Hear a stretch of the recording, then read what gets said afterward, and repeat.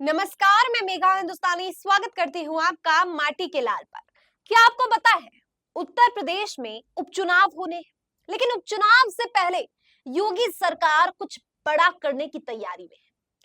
इन दिनों बहराइच को लेकर मीडिया कवरेज आपने देखी होगी, सुना होगा आपने बहुत कुछ कि कैसे हिंदू और मुसलमान दोनों ही समुदाय में, दोनों ही पक्ष में हिंसा भड़क उठी है, हिंसा को भड़काया गया है। इसके पीछे क्या कुछ है, लेकिन आज आपको उत्तर प्रदेश की एक दूसरी तस्वीर दिखाएंगे। हालांकि मामला जो है वो काफी क्लोज है, काफी जिस तरीके से उत्तर प्रदेश में योगी सरकार एक के बाद एक फरमान लाती है, जिस तरीके से बहराइच में देखने को मिलता है कि कैसे गरीब और मिडिल क्लास हिंदुओं के बच्चों को धर्म के नाम पर झोंक दिया जाता है आगे। कहने का मतलब ये है क्या पूरा का पूरा ठेका हिंदू जो मिडिल क्लास है, जो गरीब है, उनके बच्चों ने उठा रखा है।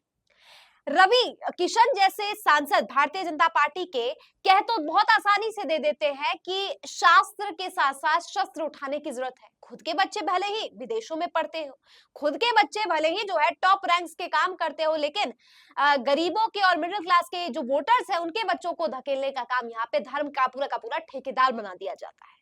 लेकिन दूसरी तरफ उपचुनाव से पहले आखिर योगी सरकार एक बड़े फरमान जारी करने की तैयारी में, और कैसे इस फरमान के जरिए और ये बहराइच में जो कुछ भी हो रहा है, सांप्रदायिक उन्माद को बढ़ावा मिलेगा। हालांकि जब आप ये खबर सुनेंगे तो आपको लगेगा ये तो बहुत अच्छे मंशा से किया जा रहा है, ये तो बहुत अच्छा काम है, लेकिन इसके पीछे की मंशा जब आप समझेंगे तब आपको समझ आएगा कि चाहे वो बहराइच हो, चाहे वो कांवड़ यात्रा में मुजफ्फरनगर के समय दिया गया फरमान हो, और चाहे वो अभी एक नया कानून लाया गया हो जिसके तहत आपको नेम प्लेट्स लगाने हैं, और अब एक नया कानून जो लाया जा रहा है, ये तमाम ऐसे पैंतरे हैं जिससे योगी सरकार दिखना तो साफ तौर पर अच्छा चाहती है, लेकिन इसके पीछे सांप्रदायिक उन्माद किस तरीके से बढ़ेगा या अल्पसंख्यकों के खिलाफ किस तरीके के अत्याचार को बढ़ावा मिलेगा, आज इस पर चर्चा करेंगे।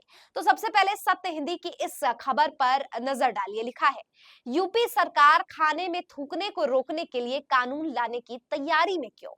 खबर है, उत्तर प्रदेश सरकार ने अब खाद्य पदार्थों में थूकने की कथित घटनाओं से निपटने के लिए एक कानून का फैसला लिया है। सरकार की यह तैयारी तब है जब सोशल मीडिया पर कई वीडियोस में दावा किया जा रहा है कि खाने पीने की चीजों में कई दुकानदार या होटल कर्मी थूक देते हैं। ऐसे आरोप आमतौर पर मुस्लिमों के खिलाफ लगाए जाते हैं। दक्षिणपंथी इसको लगातार मुद्दा बनाते रहते हैं। यह मुद्दा तब सामने आ रहा है जब राज्य में 10 सीटों पर उपचुनाव होने वाले हैं। अब जरा समझिए कि कांवड़ यात्रा के संदर्भ में, कांवड़ यात्रा के समय जब इस प्रकार का फरमान जारी किया गया था कि ठेले वाले, रेहड़ी वाले, दुकानों वालों को अपना पूरा नाम अपनी रेहड़ी के आगे, अपने ठेलों के आगे लगाना होगा, तब कैसे धार्मिक उन्माद छिड़ गया था, कैसे जबरदस्ती मुसलमानों को टारगेट करके उनके रेहड़ियों को बंद करवाया जा रहा था, उनके ठेलों को धकेल दिया जा रहा था, तोड़ मरोड़ किया जा रहा था, और यहाँ पे जो है बहुत हिंसा की खबर भी निकलकर अलग अलग जगहों से आ रही थी। लिहाजा जब सुप्रीम कोर्ट ने ऐसे कानून को सुना, ऐसे फरमान पर कार्यवाही सख्त करते हुए सुप्रीम कोर्ट ने इसे मना कर दिया कि आप इस तरीके से कोई भी फैसला नहीं सुना सकते जिसमें सांप्रदायिक हिंसा उन्माद को बढ़ावा मिले। लेकिन अब थूकने वाली चीज को लेकर जाहिर तौर पर कहा जाता है कि मुसलमान पर आरोप लगाया जाता है वो थूक के बेच से, क्या उनके दिमाग में उनकी मंशा ऐसे ही होती है, तो क्या उत्तर प्रदेश में इस तरीके का फरमान लाना एक पर्टिकुलर एक समुदाय को टारगेट करके उनके खिलाफ करना नहीं है।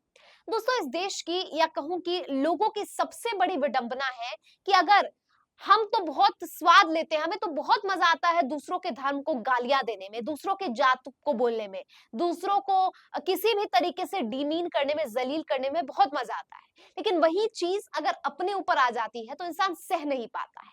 लिहाजा इस तरीके की बातें इस बात को प्रमाणित करती है कि कैसे आप हिंदुओं के रक्षक बनते बनते हिंदुओं के भक्षक बन रहे हैं। आज हिंदुओं की स्थिति भी उत्तर प्रदेश में ऐसी हो गई है कि अपने धर्म के ठेकेदारी करते करते जो है जान भी गंवानी पड़ती है, लेकिन इसको लेकर योगी सरकार या उत्तर प्रदेश सरकार को कोई भी फर्क नहीं पड़ता, क्योंकि जान तो गरीब हिंदुओं की जा रही है, मिडिल क्लास हिंदुओं की जा रही है, इससे प्रशासन को क्या ही फर्क पड़ेगा। लेकिन समझने वाली बात है कि कैसे आज एक तरफ मुस्लिमों को टारगेट किया जा रहा है तो दूसरी तरफ हिंदुओं को भी नहीं बख्शा जा रहा।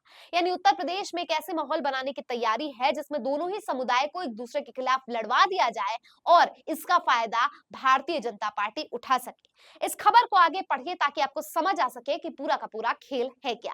आगे लिखा है सत्य हिंदी की खबर में, अंग्रेजी अखबार की रिपोर्ट में सूत्रों के हवाले से कहा गया है कि दो अध्यादेश पेश किए जाएंगे। इन्हें अस्थायी रूप से खाद्य और सद्भाव विरोधी गतिविधियों की रोकथाम और थूकने का निषेध अध्यादेश 2024 और उत्तर प्रदेश खाद्य में संदूषण की रोकथाम उपभोक्ता को जानने का अधिकार अध्यादेश 2024 का नाम दिया गया है।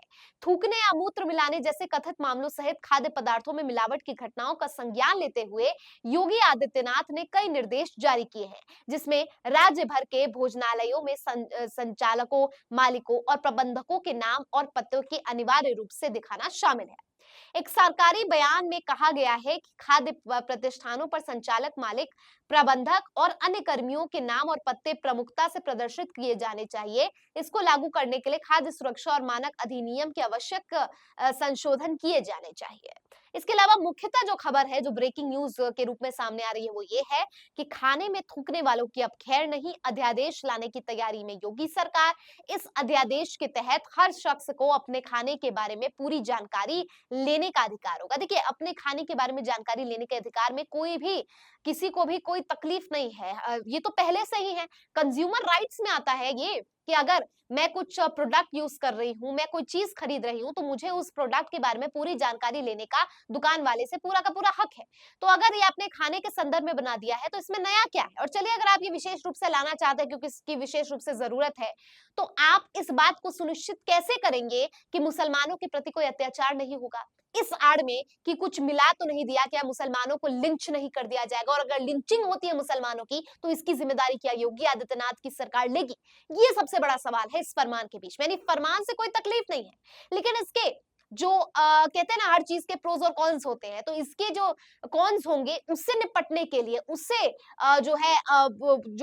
मैं कहूँ कि डैमेज कंट्रोल करने के लिए क्या भारतीय जनता पार्टी तैयार है? और अगर नहीं है, तो मुसलमानों को आखिरकार उनका पक्ष कौन रखेगा?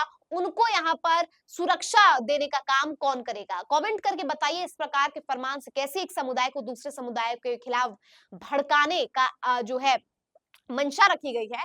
फिलहाल मुझे दीजिए इजाजत और देखते रहिए माटी के लाल। धन्यवाद।